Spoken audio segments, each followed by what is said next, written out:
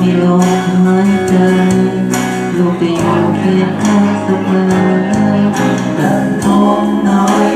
เริ่มเปลี่ยนมีแค่นั้นวิ่งผ่านตาทั้งประตูถูกกลับเวรหาขอให้วันติดต่อกันขอเพียงเดียวเป็นคนดี